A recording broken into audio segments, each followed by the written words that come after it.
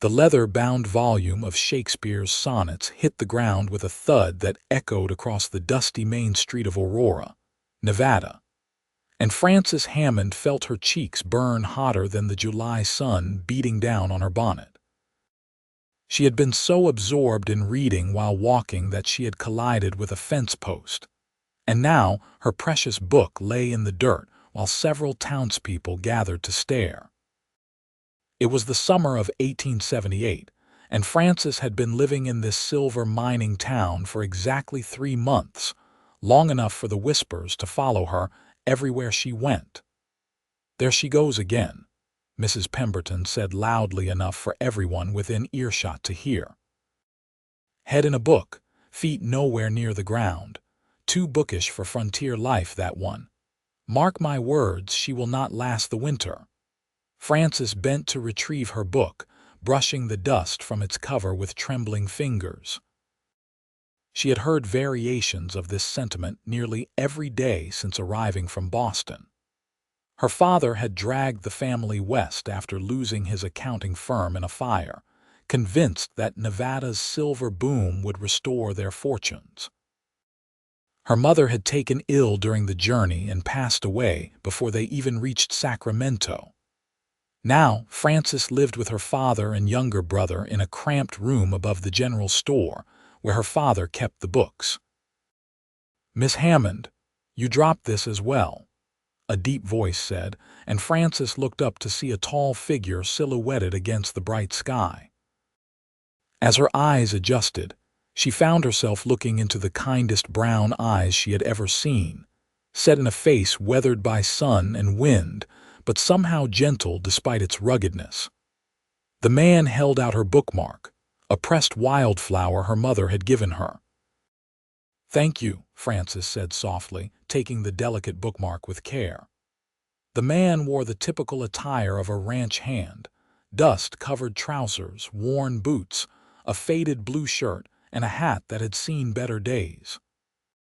But there was something different about him, an intelligence in his gaze that seemed to see past her embarrassment to something deeper.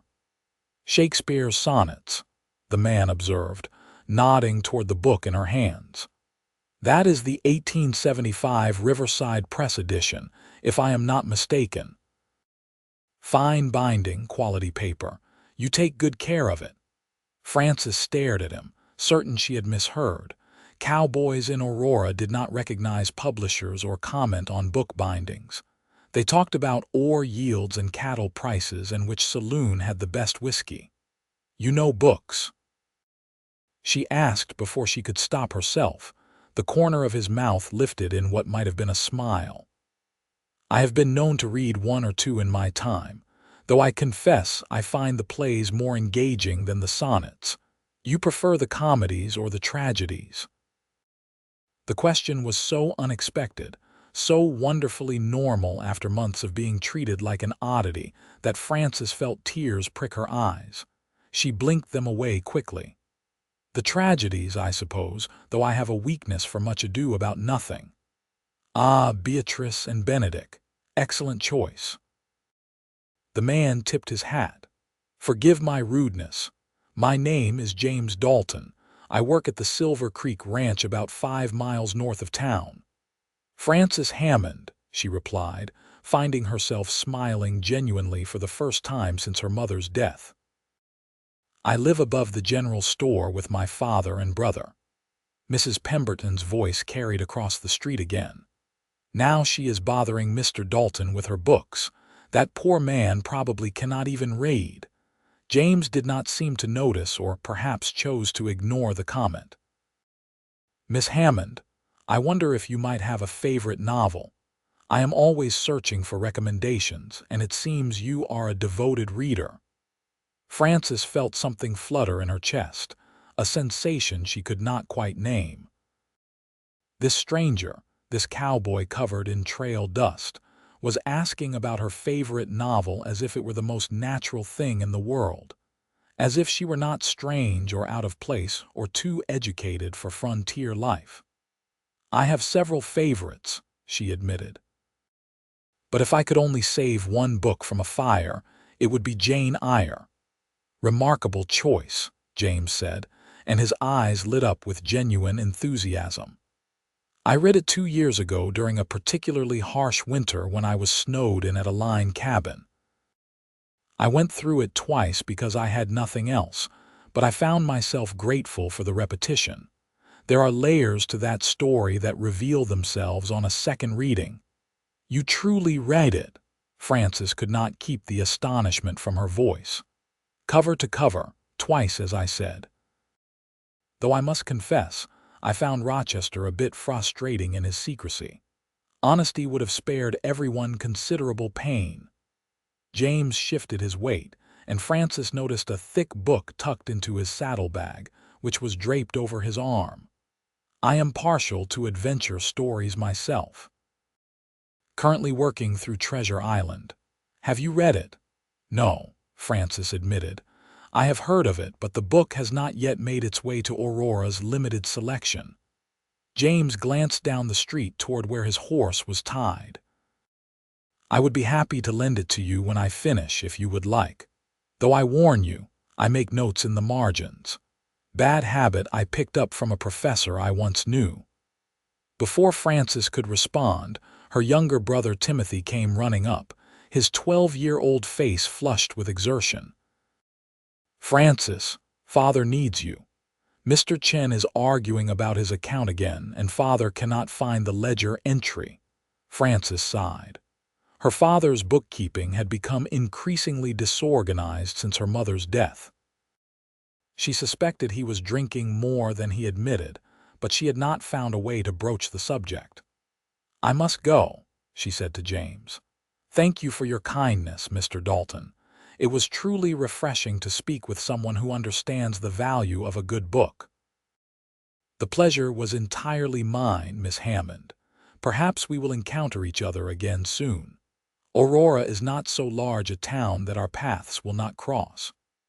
He tipped his hat once more and turned toward his horse, leaving Frances staring after him with a strange warmth spreading through her chest. Timothy tugged at her sleeve. "Come on, Frances, Father is in a state." As they hurried back to the store, Timothy glanced at his sister. "That man seemed nice. Most folks just walk past when you drop your books." "He is different," Frances agreed softly. "Very different indeed." The rest of the day passed in a blur of accounting problems and customer complaints. Mr. Chen had been overcharged for nails. Mrs. Weston insisted she had paid her tab when she had not. And old Mr. Griggs spent 20 minutes complaining about the quality of the flour before buying it anyway. Through it all, Frances found her thoughts drifting back to James Dalton and his kind brown eyes, to the way he had spoken about Jane Eyre, as if discussing literature with a woman on a dusty Nevada street was perfectly ordinary. That evening, as Frances prepared a simple supper of beans and cornbread, her father sat at the small table with a bottle of whiskey at his elbow. Gregory Hammond had aged 10 years in the past 6 months.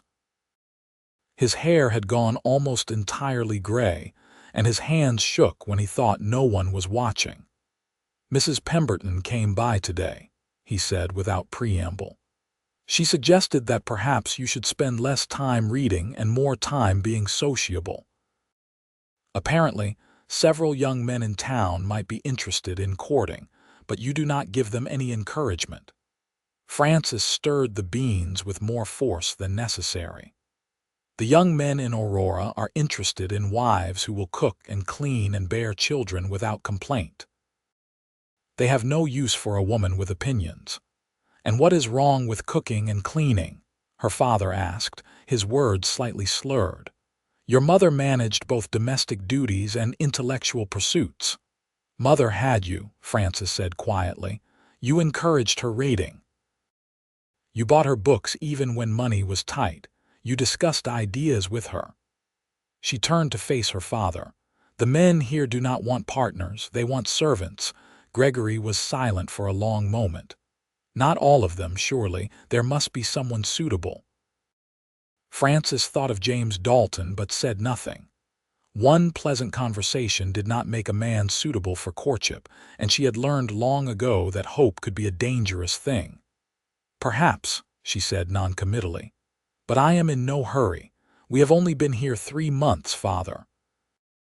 Give me time to adjust." Her father nodded, taking another sip from his glass. "Your mother would want you to be happy," he said softly.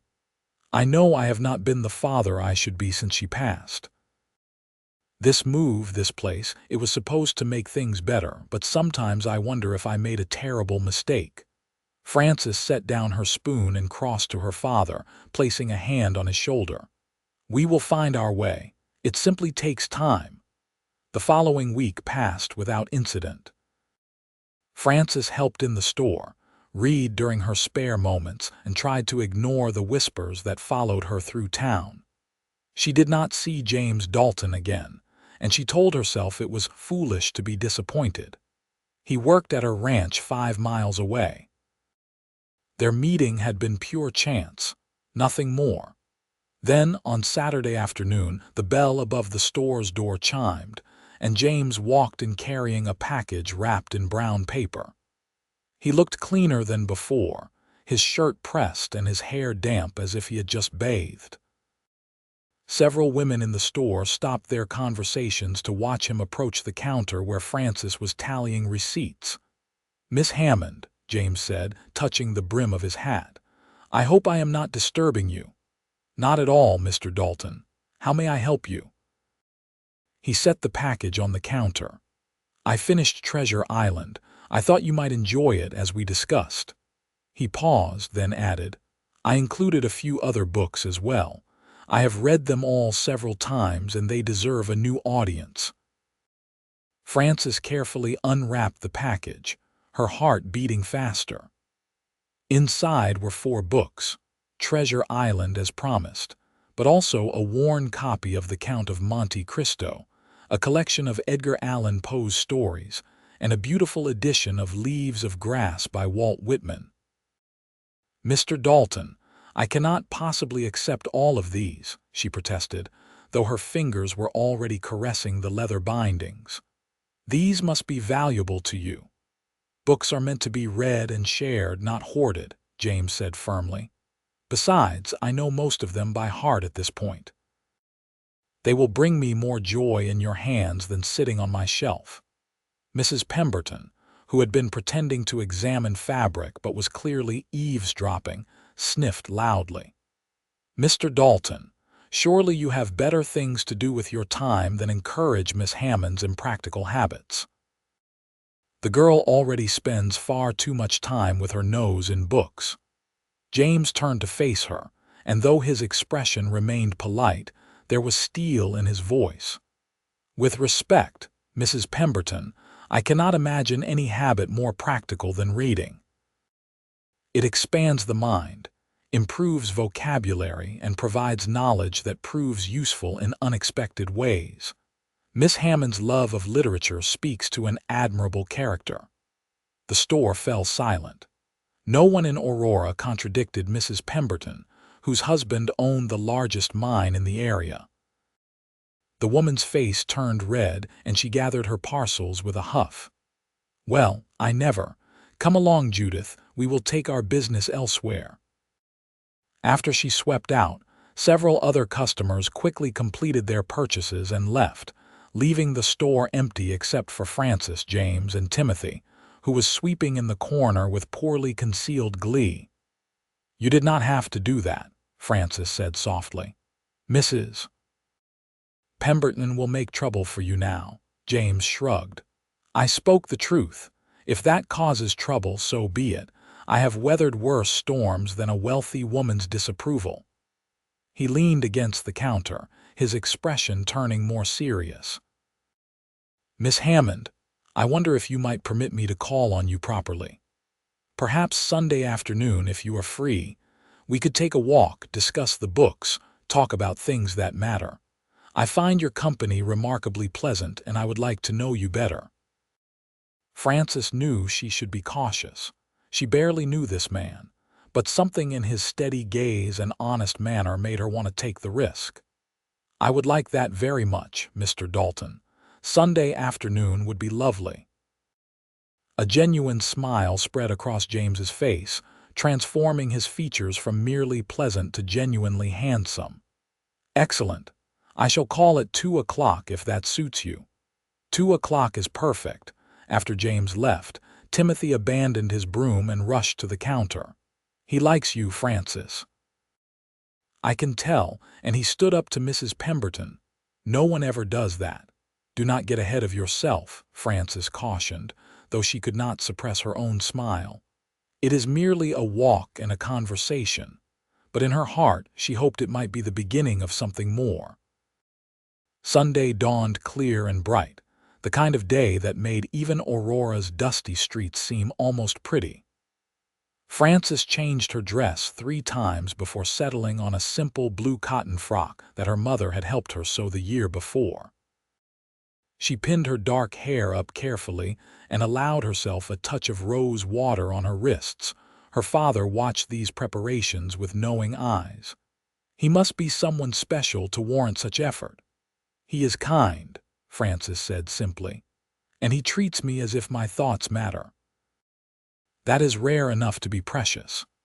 Then I look forward to meeting him properly, Gregory said, though I suspect Timothy will interrogate him first. Her brother had indeed stationed himself by the front window, watching for James's arrival with the intensity of a hawk watching a field mouse. At precisely 2 o'clock, James rode up on a handsome bay horse, dismounted and tied the reins to the post out front. Timothy rushed to open the door before James could knock. "Hello, Mr. Dalton. Francis is ready. Father wants to meet you first, though." James smiled at the boy's enthusiasm. As he should. It would be improper otherwise. Gregory Hammond stood as James entered, and the 2 men shook hands. Frances watched her father assess James with a careful eye, noting the clean clothes, the respectful manner, the calloused hands that spoke of honest work. "Mr. Dalton, my daughter tells me you work at Silver Creek Ranch." "Yes, sir. I have been there for 3 years now. I manage the eastern section of the property, about 5,000 acres. We run cattle primarily, though we also break horses when buyers need them." "And you plan to remain in that line of work?" James met Gregory's gaze directly. "I do, sir, though I hope to own my own spread someday. I have been saving my wages, and there is land available north of here for reasonable prices. It will take time, but I am patient." Gregory nodded slowly. "My daughter has been through considerable pain these past months. I will not see her hurt further." "That is the last thing I would want, Mr. Hammond. I promise to treat her with the respect and consideration she deserves. See that you do." Gregory glanced at Frances. "Be home by 5. "We eat at 6. Frances kissed her father's cheek, grabbed her shawl, and allowed James to escort her outside. The afternoon sun warmed her shoulders as they walked toward the edge of town, where the buildings gave way to sagebrush and rocky hills. "Your father is protective," James observed. "That speaks well of him. He tries," Frances said. "Though he struggles since Mother died. She was his anchor, and without her he drifts. The drinking has become worse, though he thinks I do not notice. Grief affects people differently. My own father turned silent after my mother passed. He would go days without speaking more than a handful of words. Eventually, he found his way back to himself, but it took time." Frances glanced at James. "You said before that a professor taught you to make notes in books. That seems an unusual background for a ranch hand, if you do not mind me saying so." James was quiet for a moment as they walked, the only sounds the crunch of their footsteps on the gravel path and the distant call of a hawk. "I suppose the full truth will come out eventually, so I might as well tell you now. I attended Princeton University for 3 years, studying literature and philosophy. My father was a judge in Philadelphia, and it was assumed I would follow him into law." Frances stopped walking, turning to stare at him. Princeton. But how did you end up here? My father and I had a fundamental disagreement about my future. He wanted me to join his practice, marry the daughter of his colleague, settle into a comfortable, predictable life. I wanted to write, to explore, to see the country beyond Philadelphia's boundaries. We argued, and I said things I regret. He said I was throwing away my opportunities and disgracing the family name. So I left. James resumed walking, his voice steady but tinged with old pain. I worked my way west, taking whatever jobs I could find. Eventually, I ended up here in Nevada and I discovered I liked the work. It is honest, straightforward. A horse does not care about your pedigree or your prospects. Cattle do not judge your choices. You regret it? Francis asked quietly. Leaving your education behind, your family, some days, James admitted. But mostly no. I learned more about life and people in my first month on a ranch than I did in 3 years at university. And I can still read, still learn, still grow. Just because I did not finish my formal education does not mean I stopped educating myself. He looked at Francis. What about you? How did a woman who loves Jane Eyre and Shakespeare end up in a Nevada mining town? Francis told him about the fire, her father's desperation, the journey west, and her mother's death. She found herself sharing details she had told no one else, including her fears that her father would drink himself to death and her worry that Timothy would grow up too fast in this rough place. I feel useless sometimes, she confessed. Mother was good with people. She could have made friends anywhere, even here. But I do not know how to be charming or sociable when all I want to do is read. The other women in town think I am strange, and they are probably right. You are not strange, James said firmly. You are intelligent and thoughtful, and those are admirable qualities. The problem is not with you, Miss Hammond. It is with a world that too often mistakes conformity for virtue. They had reached a small grove of cottonwood trees near a creek, a surprisingly green oasis in the desert landscape. James gestured to a fallen log that made a natural bench, and they sat together in the dappled shade. I started Treasure Island last night, Francis said, changing the subject to something less melancholy. I can already see why you enjoyed it. Jim Hawkins is such a vivid character. Wait until you meet Long John Silver properly. Stevenson does something remarkable with that character. He makes you understand him, almost sympathize with him, even though you know he is the villain. They talked about books for nearly an hour, their conversation ranging from classic literature to contemporary novels to poetry. Frances could not remember the last time she had enjoyed herself so thoroughly. James had opinions, but he listened to hers as well, treating her interpretations with respect even when he disagreed. I should get you home, James said finally, consulting a pocket watch. It is nearly 4:30, and I promised your father you would be back by 5. As they walked back toward town, James said, Miss Hammond, I would very much like to see you again. Would you permit me to call on you next Sunday as well? I would like that, Frances replied, surprised by how much she meant it. Over the next several weeks, Sunday afternoons became the highlight of Frances's week. James came to town faithfully, and they would walk together, sometimes along the creek, sometimes up into the hills overlooking Aurora. They talked about everything. Books, certainly, but also philosophy, politics, dreams, and fears. James told her about his work at the ranch, describing the rhythm of the seasons and the satisfaction of helping a new calf take its first steps. Frances shared her memories of Boston, the libraries she had loved, the lectures she had attended with her mother at the Literary Society. With each meeting, Frances felt herself growing more attached to this thoughtful, kind man who saw her as she truly was.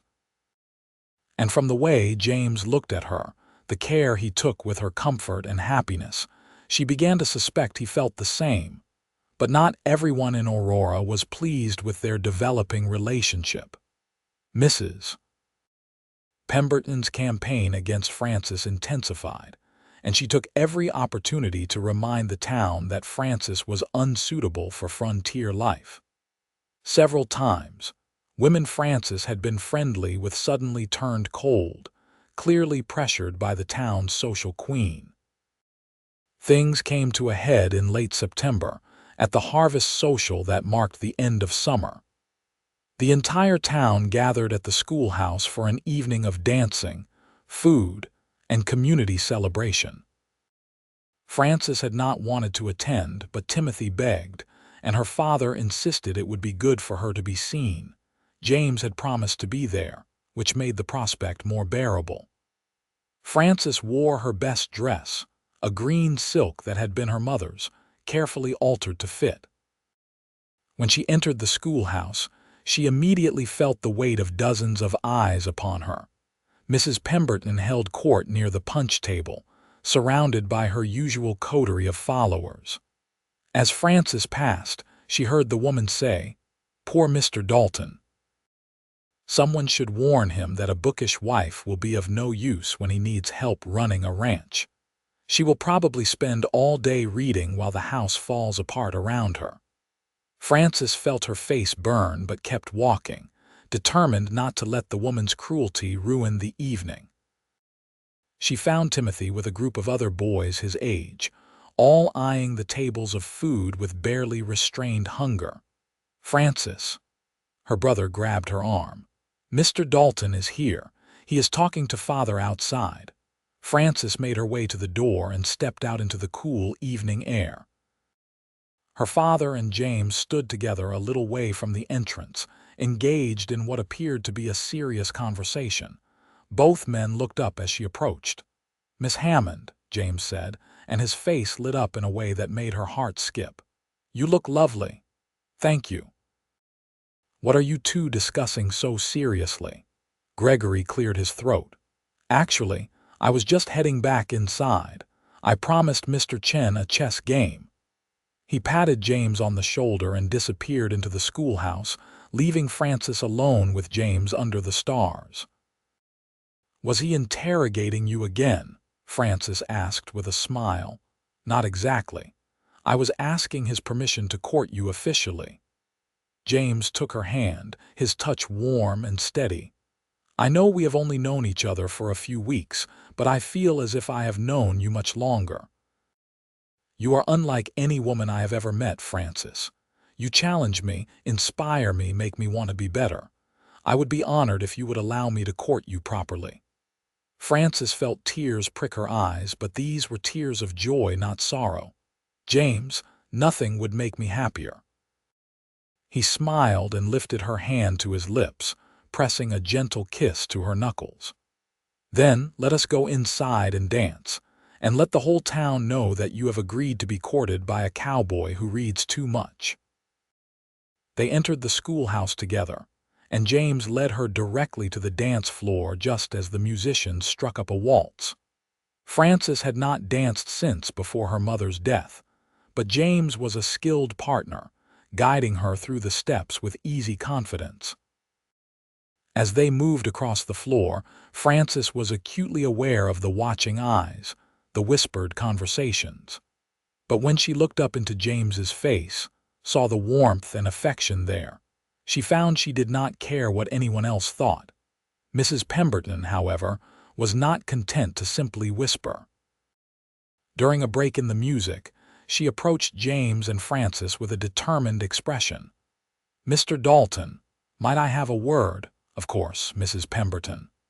The older woman glanced at Frances with poorly concealed disdain. "I feel it is my Christian duty to warn you about the mistake you are making.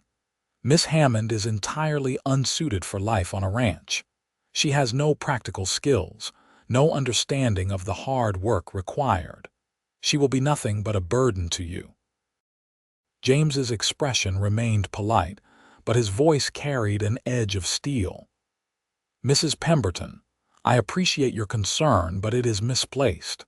Miss Hammond is one of the most intelligent, capable women I have ever met." Her ability to think critically, to analyze complex problems, to communicate effectively, these are skills that will serve her well in any situation. As for ranch work, that can be taught to anyone willing to learn. Intelligence and character, however, cannot be taught, and Miss Hammond has both in abundance. But she spends all her time reading. She has no interest in domestic matters. She helps run her father's store, keeps his accounts in order, cares for her younger brother, and manages a household. I would say she handles domestic matters quite well. James's patience was clearly wearing thin. Now, if you will excuse us, I believe the next dance is starting. He offered his arm to Frances, who took it gratefully, and they moved away from the sputtering Mrs. Pemberton.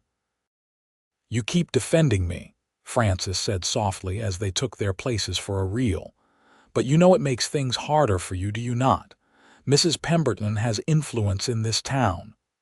"I do not care about Mrs. Pemberton's influence," James replied. "I care about you, and I will not stand by while people belittle you for having the courage to be yourself." The rest of the evening passed in a blur of music and laughter. Timothy stuffed himself with cake. Gregory won his chess game, and Frances danced every dance with James, feeling for the first time since arriving in Nevada that she might actually have found a place where she belonged. As James walked them home that night, he said, "I need to tell you something. Mr. Garrett, the owner of Silver Creek Ranch, has offered me a promotion.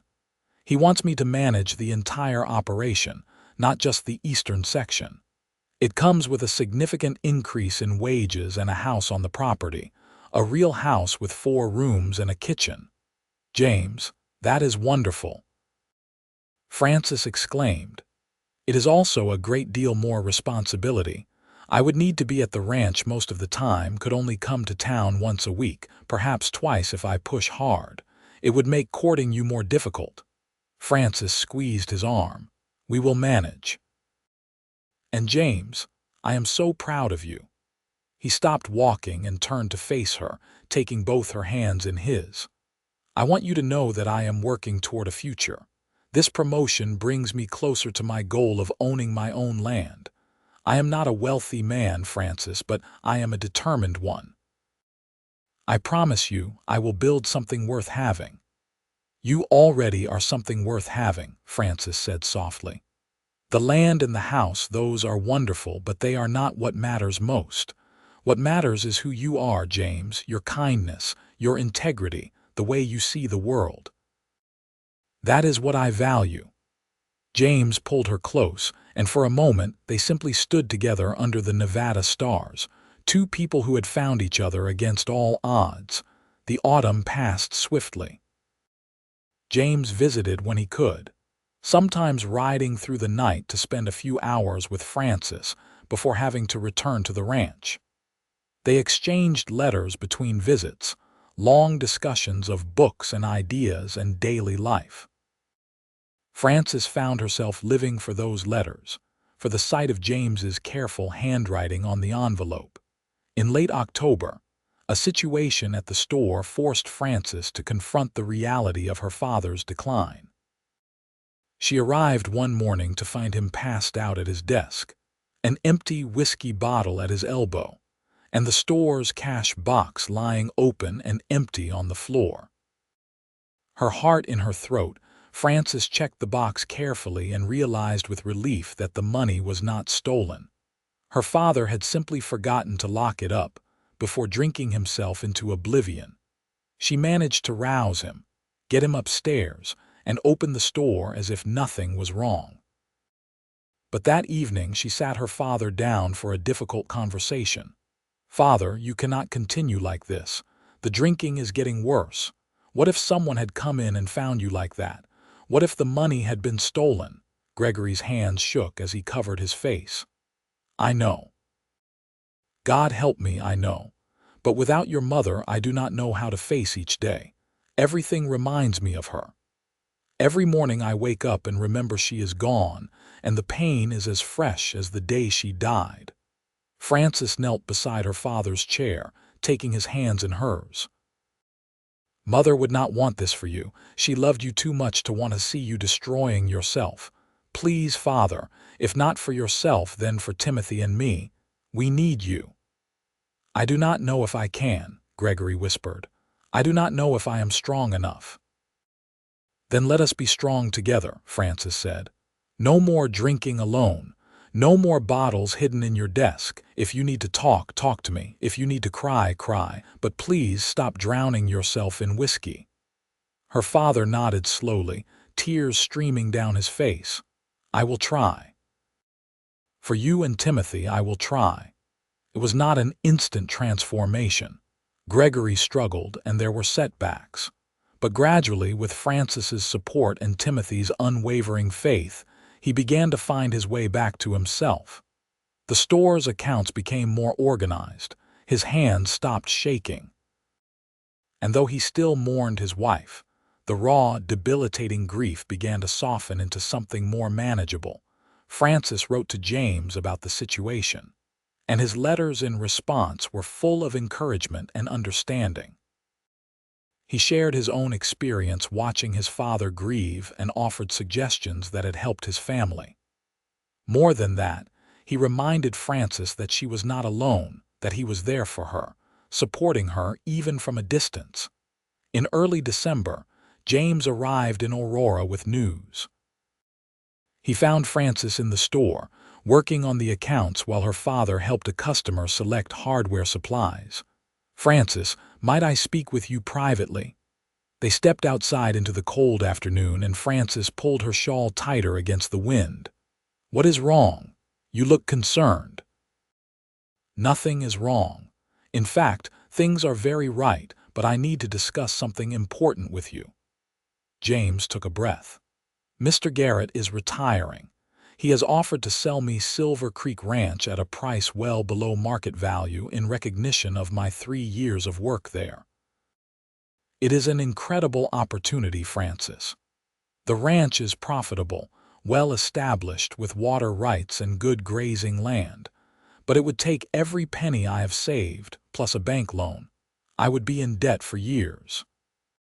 "That sounds like exactly what you have been working toward," Francis said, trying to understand why he seemed troubled. "It is, but here is the complication. If I buy the ranch, I will need help running it. It is too much work for one person. I will need a partner, someone I can trust completely, someone who is willing to work as hard as I do to make it succeed." James took Francis's hands. "I had hoped to court you properly for at least a year before proposing, to give us time to truly know each other. But circumstances have forced my hand. Francis, I love you. I have loved you since the day I asked you about your favorite novel and saw the way your eyes lit up when you spoke of Jane Eyre. Will you marry me? Will you take this risk with me, build this life together?" Francis's heart raced. It was too soon, by conventional standards. They had known each other for only a few months. But as she looked into James's honest face, thought about the long conversations and the shared dreams and the feeling of rightness she had whenever she was with him, she knew her answer. "Yes," she said simply. "Yes, James, I will marry you." His face broke into a wide smile, and he pulled her into his arms, holding her close. "I promise you, Francis, I will do everything in my power to make you happy. I know ranch life will be hard, especially at first. But we will face it together." "I am not afraid of hard work," Francis said, pulling back to look at him. "I am only afraid of living a life without meaning, without purpose. With you, I know I will have both." They told her father that evening. Gregory listened to James's proposal and plans, asked several pointed questions about finances and prospects, and finally gave his blessing. "You are a good man, James Dalton," Gregory said, shaking his hand. "I trust you to take care of my daughter. But know this, if you ever give her reason to regret this decision, you will answer to me." "I would expect nothing less, sir." Timothy was thrilled by the news, immediately peppering James with questions about the ranch and whether he could visit and whether there were horses he could ride.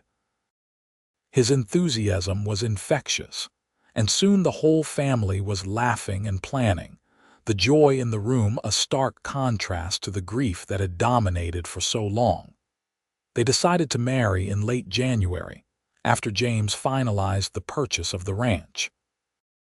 It would be a small ceremony, just family and a few close friends, held in the small church at the edge of Aurora. Frances had no desire for a large, elaborate wedding, and James agreed that simplicity suited them better. The news of their engagement spread quickly through Aurora, met with mixed reactions. Some people were genuinely happy for them. Others, particularly those in Mrs. Pemberton's circle, predicted disaster. "She will be crying to come back to town within a month," Mrs. Pemberton declared loudly in the general store one afternoon, clearly intending for Frances to overhear.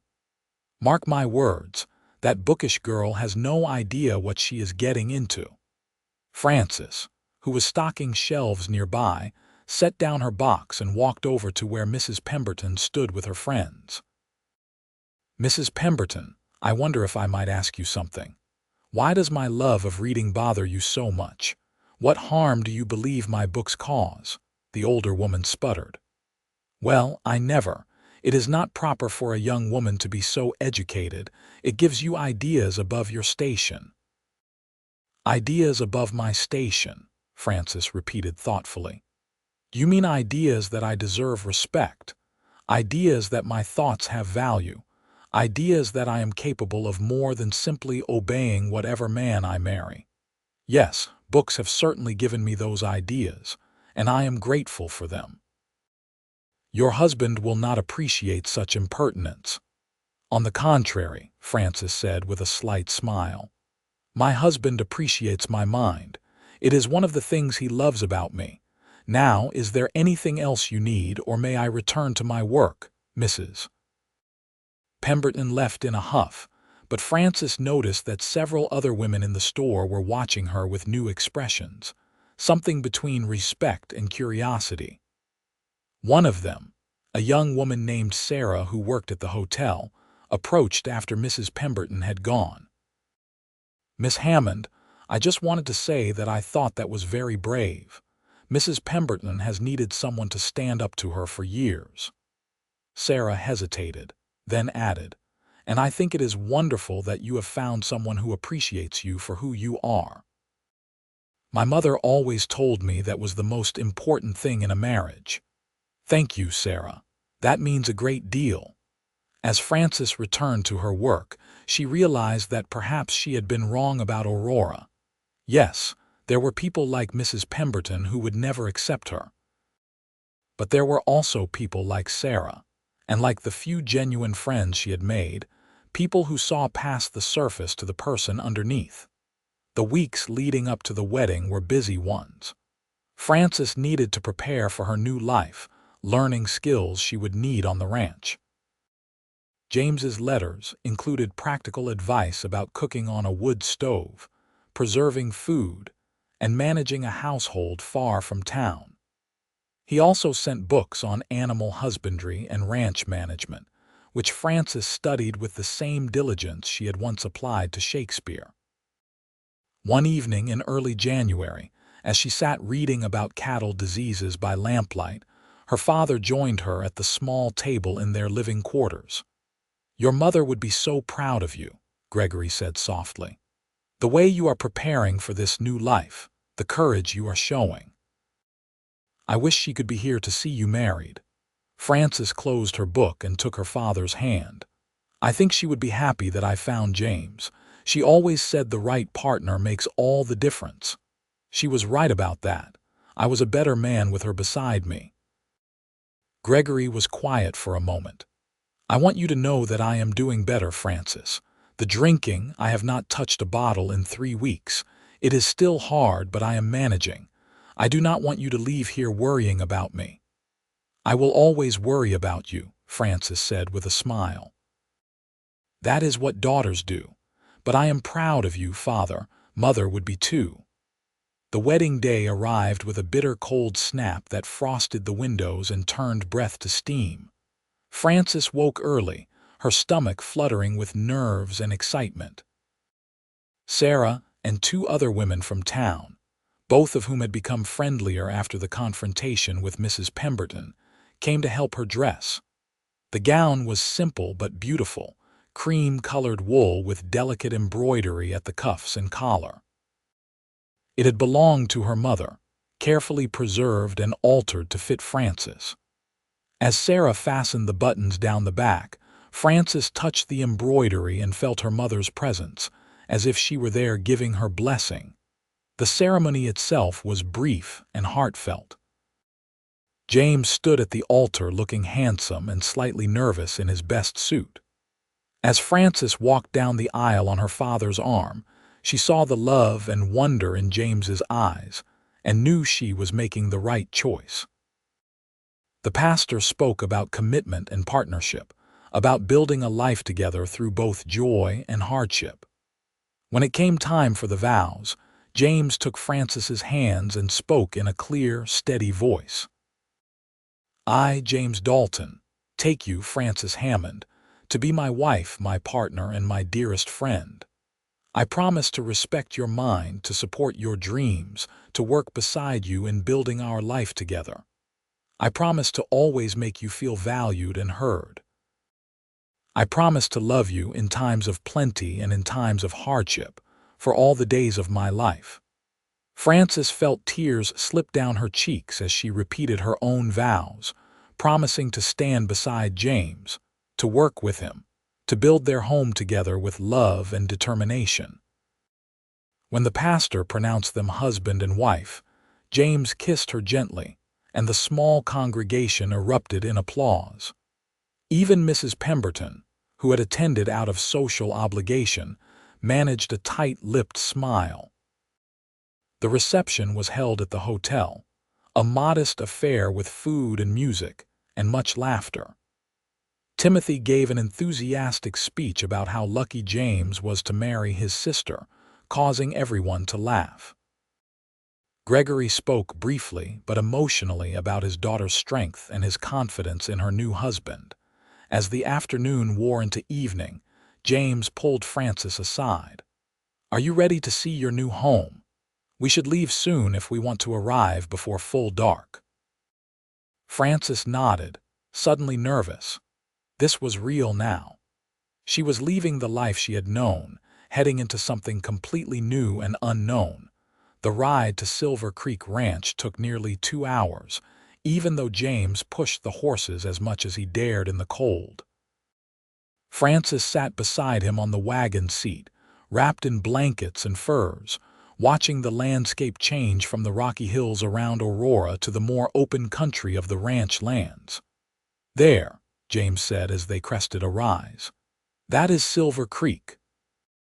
Frances looked down into a broad valley with a stream cutting through it, still running despite the winter cold. In the middle of the valley stood a house, larger than she had expected, with smoke rising from the chimney.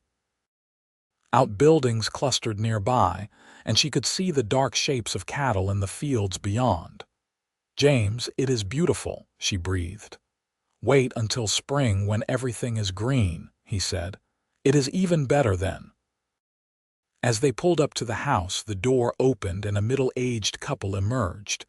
James had mentioned them in his letters, Ben and Martha Cole, longtime ranch hands who had agreed to stay on after the sale.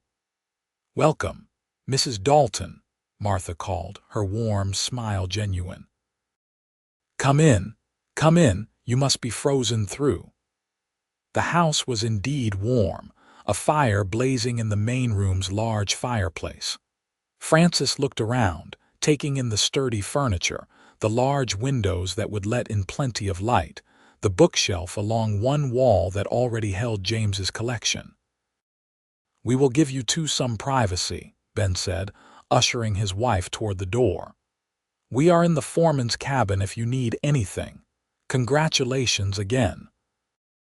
After they left, Frances and James stood together in the middle of their new home, suddenly shy with each other despite the vows they had just exchanged. "Would you like to see the rest of the house?" James asked. "Or perhaps you are hungry. Martha left food in the kitchen." "Show me our home," Francis said, taking his hand. James led her through the house, pointing out the features he was particularly proud of. The kitchen had a new stove and a good water pump. The back bedroom had been set up as an office with a desk and more bookshelves. The main bedroom was simply furnished but comfortable, with a large bed covered in quilts and a window overlooking the valley. "I know it is not fancy," James said, "but it is ours, and we will make it into whatever we want it to be." Frances turned to him, placing her hands on his chest.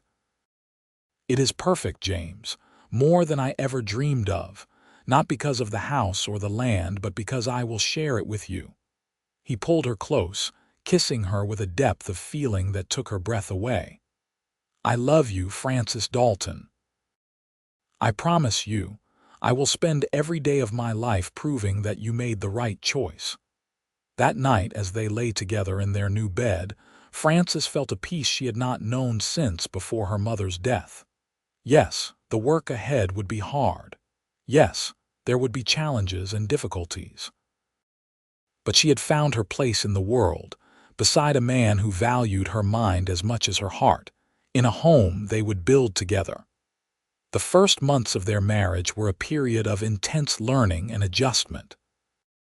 Frances threw herself into ranch life with characteristic determination, learning to cook for a crew of ranch hands, to preserve food for the winter, to keep accounts and manage supplies. She made mistakes, plenty of them.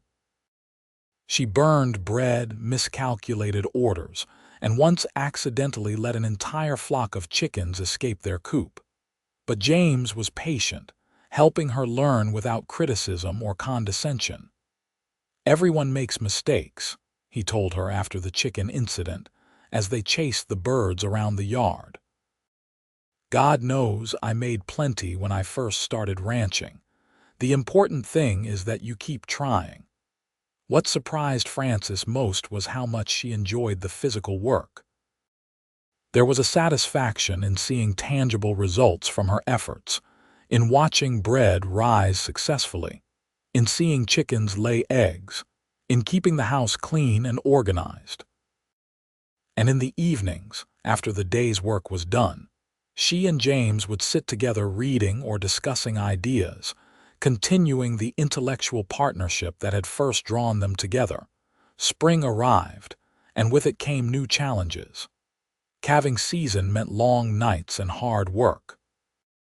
Frances found herself helping with difficult births, learning to bottle feed calves whose mothers had rejected them, adapting to a schedule driven by the needs of the animals rather than her own preferences. One particularly difficult night, a cow struggled with a breech birth. James worked to turn the calf while Frances held the lantern and handed him supplies, her heart in her throat as she watched him strain. Finally, after what seemed like hours, the calf emerged, weak but alive. James cleaned it off and placed it near its mother, who immediately began to lick it clean. "You did it," Frances said, exhausted but elated. "You saved them both." "We did it," James corrected, pulling her close despite the blood and mud covering them both. "You were steady as a rock, Frances. Some women would have fainted or run away, but you stayed and helped. I could not have done it without you." As spring turned to summer, Frances began to feel truly at home on the ranch. She developed friendships with Martha Cole and with Sarah, who rode out from Aurora to visit whenever she had time off from the hotel. She learned to ride well enough to help move cattle between pastures, though James still handled the more difficult work. And she discovered, to her delight, that ranch life did not mean abandoning her love of books. In fact, James had been quietly building her a surprise. One evening in June, he led her to one of the outbuildings, a small structure he had claimed needed repairs. When he opened the door, Frances gasped. The interior had been transformed into a library, with floor-to-ceiling bookshelves, comfortable chairs, good light from large windows, and a writing desk in the corner. "I know you gave up a lot to come here," James said. "Your father's bookshelf in Aurora, access to what few books the town had. I wanted you to have a space of your own, a place to read and think and be yourself. It is not finished yet, the shelves need filling, but I thought we could build the collection together over the years." Frances threw her arms around him, too overcome to speak. When she finally found her words, she said, "James Dalton, how did I get so lucky as to find you? I ask myself the same question about you every single day," he replied, kissing her forehead. In July, Frances realized she had not bled in 2 months. At first, she attributed it to the hard work and changes in her routine, but when nausea began to accompany her mornings, she could not ignore the obvious possibility. Martha, who had raised 3 children of her own, confirmed her suspicions. "You are with child, dear," the older woman said with a warm smile. "Probably due in late winter or early spring. Congratulations." Frances found James in the barn, checking on a horse with a sore hoof. "James, I need to tell you something." He looked up from the horse's leg, reading the seriousness in her expression. "What is wrong? Are you all right?" "I am better than all right," Frances said, unable to keep the smile from her face. "James, we are going to have a baby." The tool James had been holding clattered to the ground. He stared at her for a moment, then let out a whoop of joy that startled the horses. He swept Frances up in his arms, spinning her around. "A baby, Frances, we are going to be parents." "Careful," she laughed. "You will make me dizzy." He set her down gently, his hands cupping her face. "Are you happy? I know we have only been married 6 months, perhaps it is too soon." "It is perfect timing," Frances assured him. "I am happy, James. Nervous, certainly, but very happy." That night they wrote letters announcing the news. Frances wrote to her father and Timothy, assuring them she was healthy and thriving. James wrote to his father in Philadelphia, the first letter he had sent in over 3 years. In it, he spoke of his new life, his marriage, and the coming grandchild. He did not know if his father would respond, but he felt the child deserved a chance to know both sides of the family. The pregnancy progressed well, despite the hard work of ranch life. Frances, to her surprise, felt healthier and stronger than she ever had. She continued helping around the ranch through her 6th month, only stopping the heaviest work when Martha put her foot down. "You are carrying my future goddaughter," Martha said firmly. "I will not have you overdoing it." "You think it is a girl?" Frances asked. "I know it is a girl," Martha replied with certainty. "I am never wrong about these things." In late September, a letter arrived from Philadelphia bearing James's father's distinctive handwriting. James stared at it for a long time before opening it, his hands shaking slightly. Frances sat beside him, offering silent support. The letter was brief but significant. James's father wrote that he had been wrong to force his son into a predetermined path. He congratulated James on his marriage and the coming child, and he expressed a desire to rebuild their relationship. He included a bank draft for a substantial sum, intended as a wedding gift and investment in the ranch. "He wants me to come home," James said quietly, "not to stay but to visit, to introduce him to you." "Do you want to go?" Frances asked. "I do not know. I am angry at him for so much, for trying to control my life, for the things he said when I left. But he is my father, and we are going to have a child. I would like our child to know their grandfather if possible." "Then we should go," Frances said decisively. "Not immediately, but perhaps in the spring after the baby is born and I am recovered. We can make it a journey, show your father the life you have built." James pulled her close. "What did I do to deserve you? You asked me about my favorite novel," Frances replied with a smile. In October, the first snow came early, dusting the valley in white. Frances stood at the window, watching the flakes fall and feeling the baby move inside her. Behind her, James added wood to the fire, and the smell of Martha's stew drifted from the kitchen. In 6 months, she would be a mother.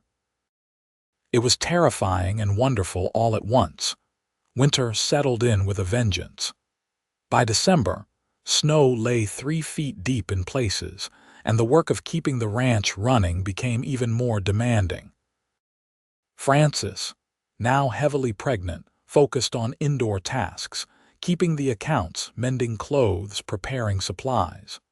She rode to the ranch hands in the evenings, sharing her books with these rough men who were surprisingly grateful for the entertainment. "You have changed this place," Ben Cole told her one evening after she finished reading a chapter from the Count of Monte Cristo. "Before you came, it was just work and sleep. Now it feels like a home, like a family." Frances smiled, touched by the compliment. "That is what we are, a family. All of us together, building something that matters." In late February, on a night when the wind howled around the house and the temperature dropped below zero, Frances felt the first contractions. Martha took charge immediately, sending Ben to fetch the doctor from Aurora and settling Frances in the bedroom with calm efficiency. James hovered anxiously, holding Frances's hand and looking terrified. "What can I do? How can I help?" "Just stay with me," Frances said, gripping his hand as another contraction hit. "Do not leave me." "Never," he promised. "I am right here." The labor was long and difficult. The doctor arrived in time to oversee the final hours, and as dawn broke over the frozen landscape, Frances gave birth to a healthy baby boy. When the doctor placed the squalling infant in her arms, Frances felt a love so profound it took her breath away.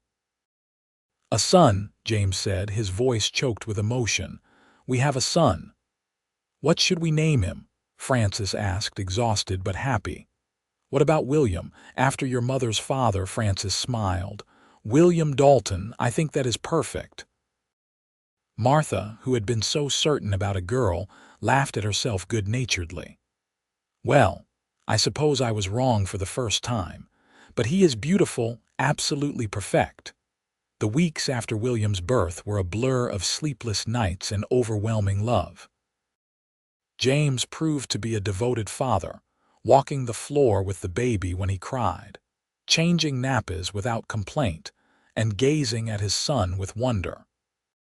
Frances had worried that the baby would disrupt their intellectual partnership, but instead, they found new things to discuss: theories about child rearing and education, plans for their son's future.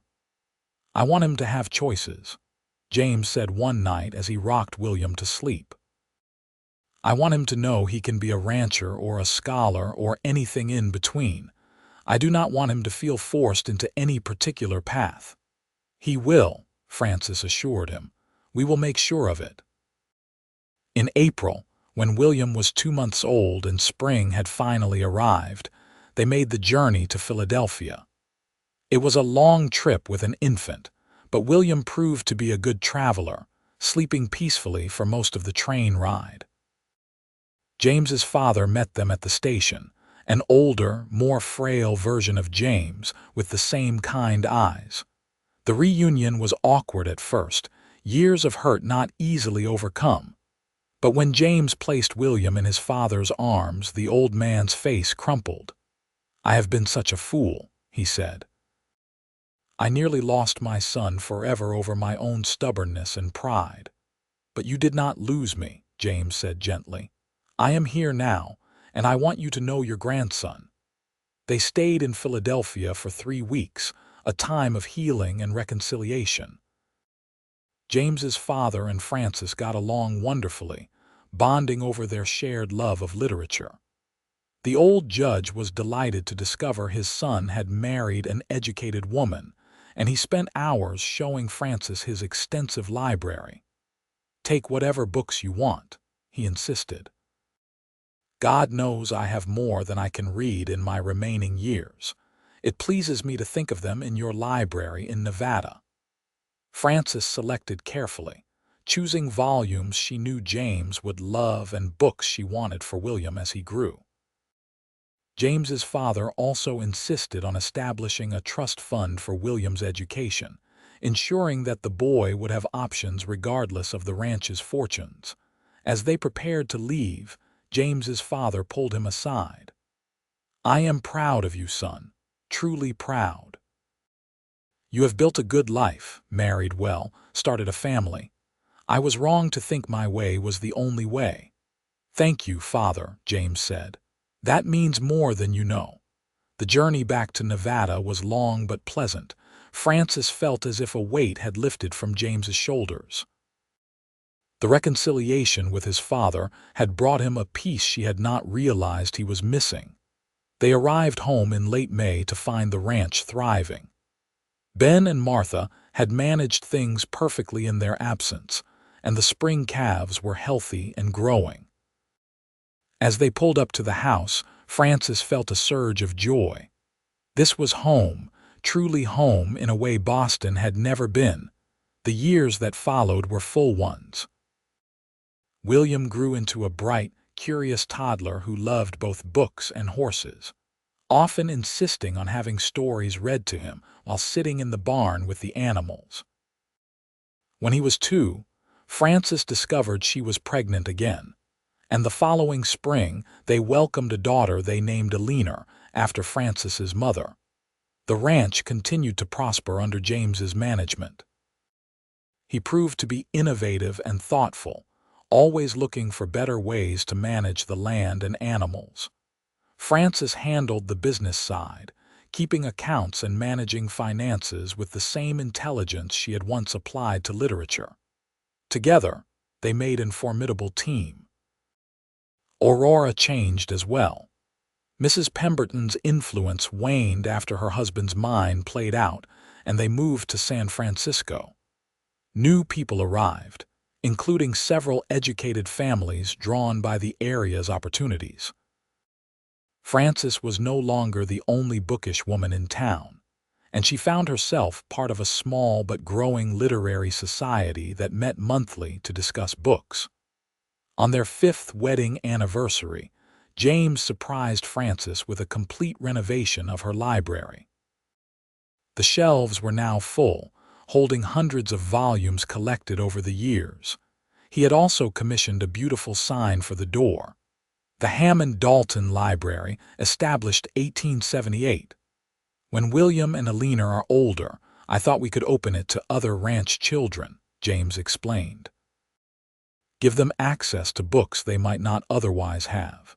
Your father sent that entire set of encyclopedias.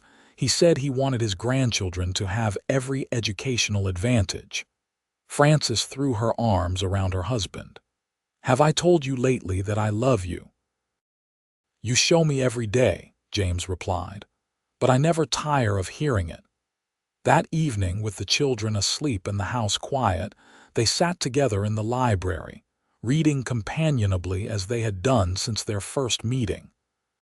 Frances looked up from her book to watch James, his face intent on the page before him, and marveled at the life they had built together. "What are you thinking?" James asked, noticing her gaze.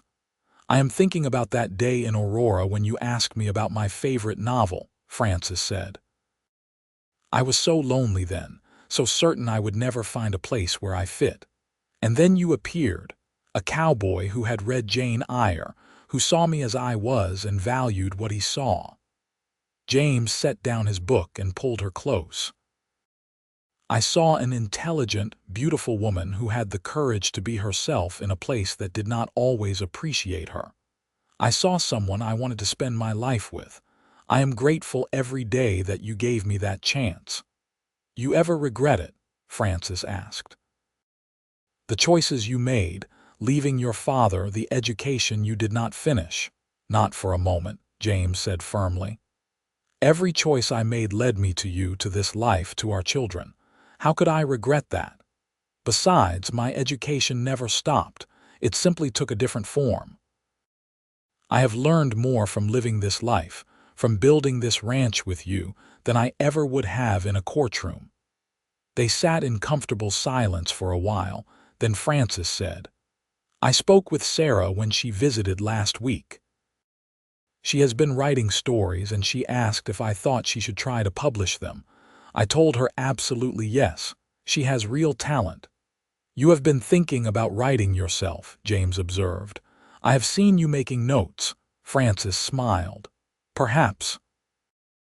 I thought I might write about life out here, about the women who make frontier life work.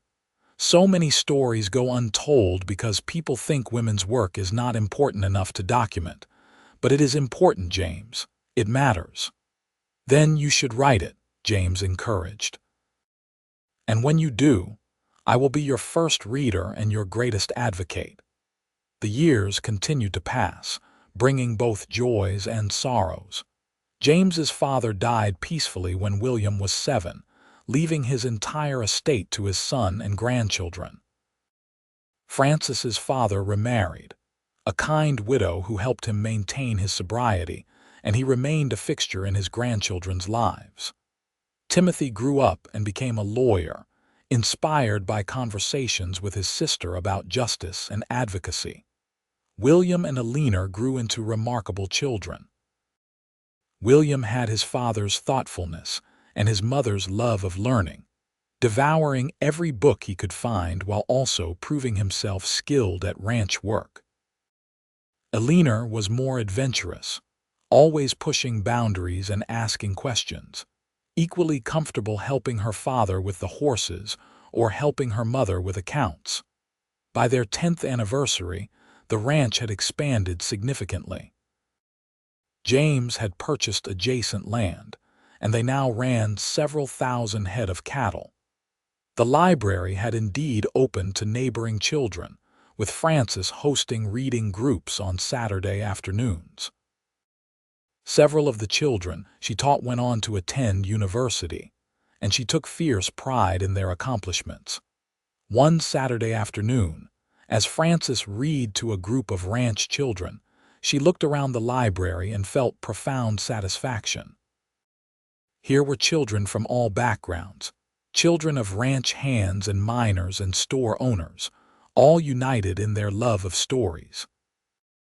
This was what she had dreamed of, a place where intelligence and curiosity were celebrated, where children learned that their horizons were as broad as they dared to imagine. After the children left, she found James in the barn, teaching William how to treat a horse's injured leg. Alina sat nearby, watching intently and asking questions. The scene was so quintessentially theirs, education and practical skill intertwined, conversation and work happening simultaneously.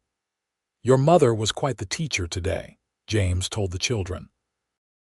"Tommy Wilson finally finished The Call of the Wild, and I thought he might burst with excitement telling everyone about it." "Tommy is going to be a veterinarian," Alina announced with certainty. "He told me so. He wants to help animals." "Then I hope he achieves that dream," James said. "With determination and education, there is no reason he cannot." That evening, after the children were in bed, Frances and James took a walk around the ranch, something they tried to do regularly when weather permitted. The sun was setting, painting the valley in shades of gold and pink, and Frances felt such contentment she could hardly contain it.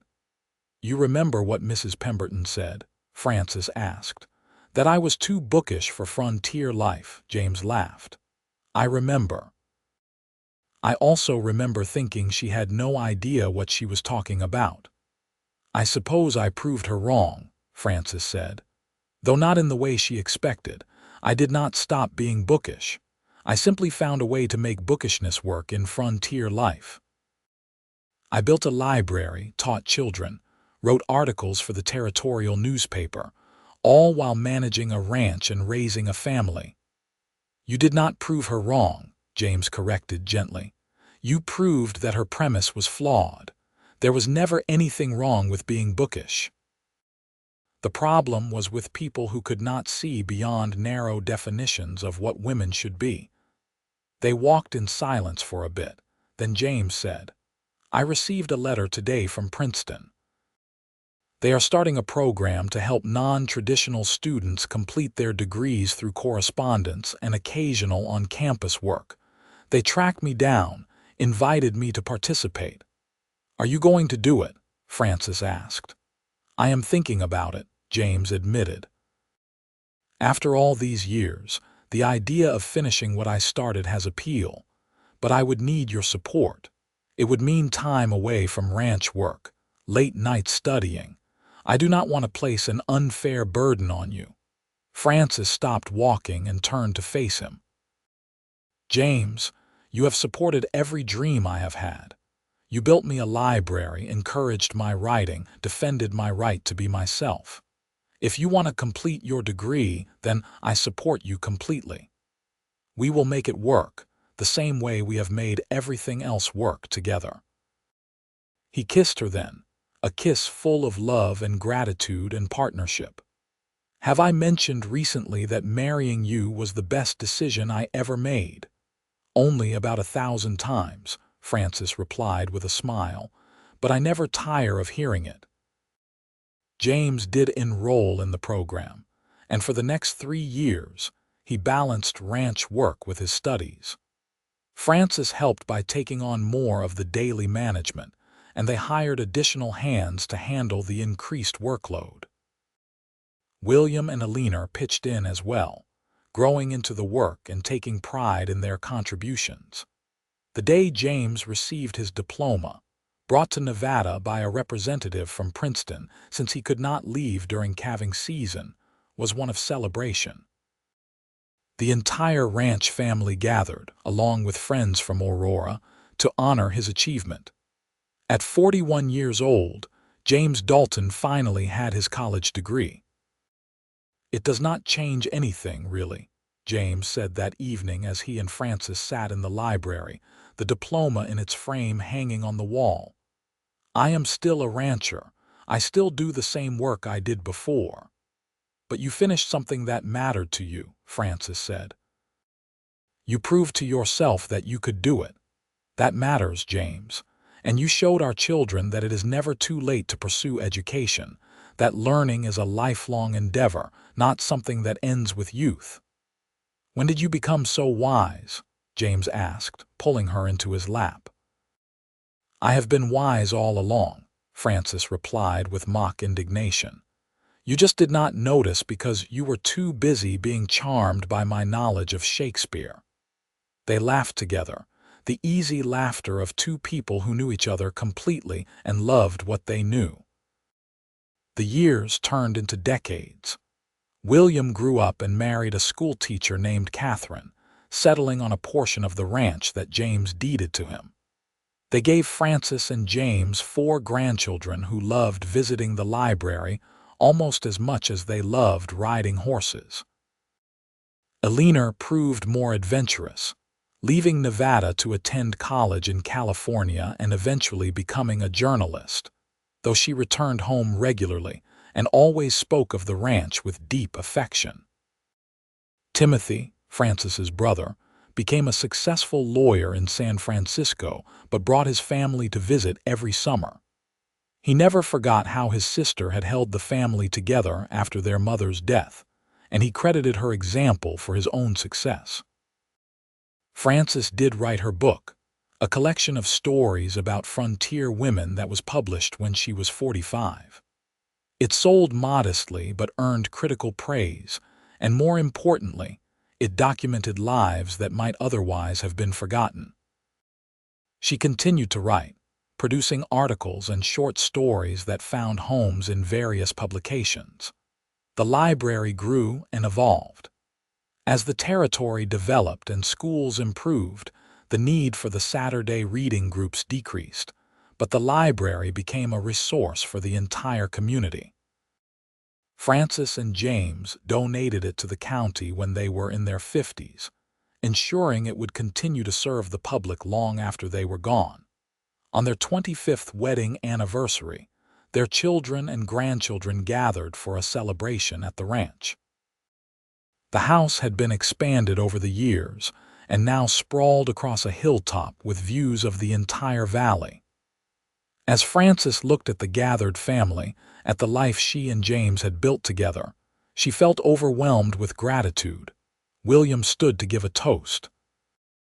"To my parents, who taught us that true partnership means supporting each other's dreams. Who showed us that intelligence and hard work are not opposing forces, but complementary ones. Who built not just a successful ranch, but a family legacy of love and learning. Thank you for everything you have given us." Later that evening, as the guests departed and the house quieted, Frances and James walked out to the original library building, which had been preserved even after the collection moved to its new public location. Inside, they had kept their personal favorites, the books that meant the most to them. Frances pulled down the worn copy of Shakespeare's sonnets, the very one she had dropped on that dusty street in Aurora all those years ago. "Do you remember?" she asked. "Every moment," James replied. "I was riding back to the ranch after picking up supplies, and I saw you collide with that fence post. I watched you pick up your book with such care, even though you were clearly embarrassed. And I thought to myself, there is someone who values the right things." "I thought you were just another cowboy," Frances admitted. "I was so shocked when you recognized the edition, when you asked about my favorite novel. No one had cared about my reading since Mother died. And then there you were, asking me about Jane Eyre as if it were the most natural thing in the world." "It was the most natural thing," James said. "Two people who loved books finding each other, though I confess, I was more interested in you than in literary discussion. You were so beautiful standing there, trying to maintain your dignity despite your embarrassment. I knew immediately I wanted to know you better." "They whispered that I was too bookish for frontier life," Frances said, her voice soft with memory. "Mrs. Pemberton and all the others. They thought loving books meant I could not handle the real world. And you proved them so magnificently wrong," James said, pulling her close. "You did not choose between books and frontier life. You brought them together, created something new. This library, your writing, the children you taught, the family we raised, all of it was possible because you refused to accept false choices." Frances leaned her head against his shoulder. "We proved them wrong," she corrected. "I could not have done any of it without you. You saw me, truly saw me, and you loved what you saw. That gave me the courage to be myself, to build the life I wanted instead of the life others expected." They stood together in the library they had built, surrounded by the books they loved, and Frances thought about the journey that had brought them here. From that chance meeting on a dusty street to this moment, 25 years later, every step had been worth it. "You have any regrets?" James asked, echoing her question from years before. "Not a single one," Frances replied, "though I do wish Mother could have met you, could have seen the life we built. She would have loved you." "I wish that too," James said, "but I think she knew somehow. When you chose to come west with your father despite your grief, when you held onto your books and your identity despite the criticism, that was her influence. She raised a daughter strong enough to be herself, and I am grateful to her for that." They returned to the house hand in hand, their steps slower than they once were, but no less sure. The ranch would continue, passed to William and eventually to his children. The library would serve the community for generations. The stories Frances had written would preserve the experiences of frontier women for future readers. The legacy they had built together would endure. As they prepared for bed that night, Frances watched James through the mirror as she brushed her hair. He had aged well, his hair silver now but still thick, his face lined with the marks of years spent outdoors. He caught her watching and smiled, the same smile that had first captured her heart in Aurora. "What are you thinking?" he asked. "I am thinking that if I could go back and tell my younger self." the one who felt so lost and alone in Aurora that everything would work out better than she could imagine. I am not sure she would believe me. But I would tell her to hold on, to keep being herself, because the right person would find her and ask about her favorite novel. James crossed to her, taking the brush from her hand and setting it aside. He tilted her face up to his eyes as warm and kind as they had been that first day. And I would tell my younger self to always trust his instincts, because they led him to the most remarkable woman he had ever met. I would tell him that asking about her favorite novel would be the beginning of the greatest adventure of his life. They kissed then, a kiss that held 25 years of love and partnership and shared dreams. And as they settled into bed, wrapped in each other's arms, Frances thought about how perfect their life had become, not because it was easy or without challenges, but because they had faced everything together. Two people who had found each other against all odds and built something beautiful from their love. The years continued to pass. Frances and James grew older, their children had children, and the world changed around them. Nevada achieved statehood, the frontier gradually tamed into something more settled. The ranch adapted with the times, incorporating new techniques and technologies while maintaining the values that had always guided it. Frances published 2 more books, both well received. James served on the school board, ensuring that education remained a priority in their community. Together, they funded scholarships for promising students who lacked the means to attend college. The library that bore their name became one of the finest in the region. On their 40th anniversary, too old now for the heavy labor of ranch work, but still sharp in mind and spirit, they sat together on the porch of their home, watching the sun set over the valley they loved. Grandchildren and great-grandchildren played in the yard below, their laughter carrying on the evening breeze. 40 years, Frances marveled. How did we get so lucky? We made our own luck, James replied. We chose each other, chose to build something together, chose love over comfort and partnership over convention. Every choice led us here. Would you do it all again? Frances asked. If you could go back, knowing what you know now, would you make the same choices? James did not hesitate. Every single one without changing a thing. Well, perhaps I would have asked you to marry me even sooner. Frances laughed. Any sooner and we would not have gotten to know each other properly, though I confess I loved you long before I admitted it, even to myself. I knew, James said with a smile.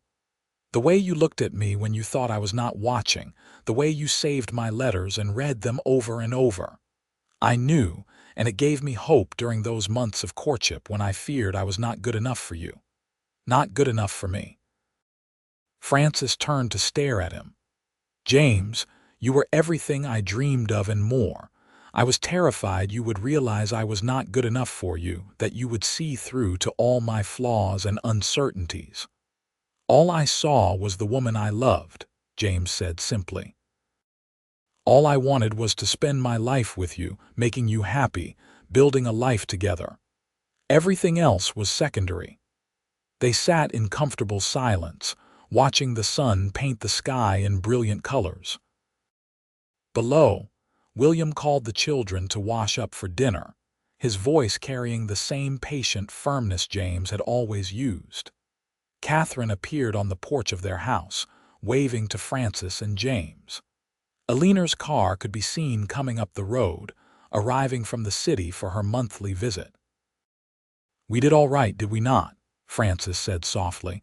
Despite all the doubts and the whispers, despite starting with so little and facing so many challenges, we built something good, something lasting.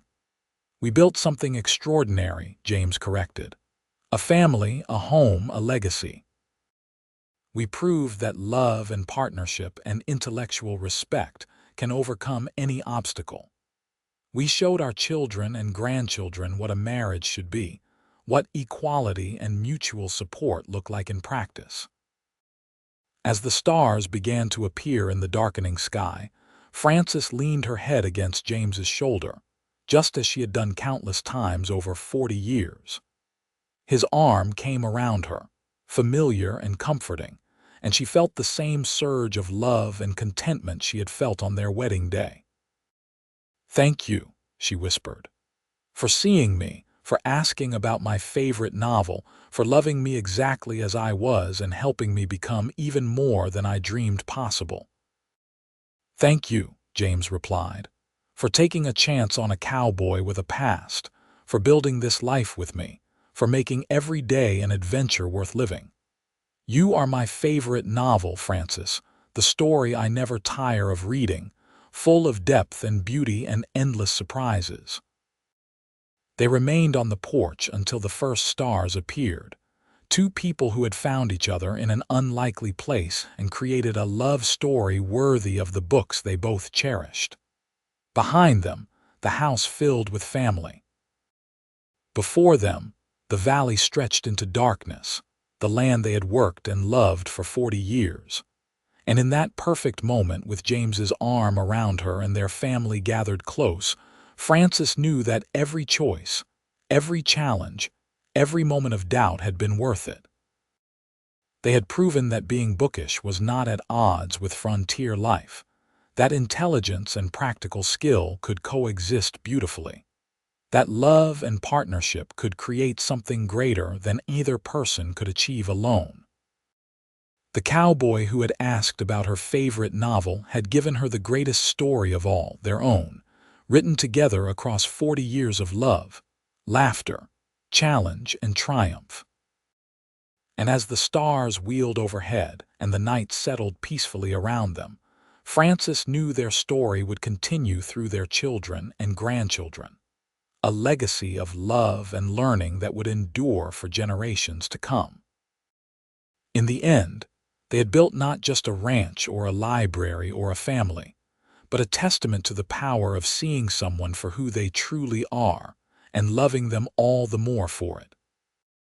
And that, Frances thought as sleep began to claim her, was the most beautiful ending she could have imagined, though it was not really an ending at all, but rather a continuation of the love story that had begun with a simple question about a favorite novel on a dusty street in Aurora, Nevada, all those many years ago.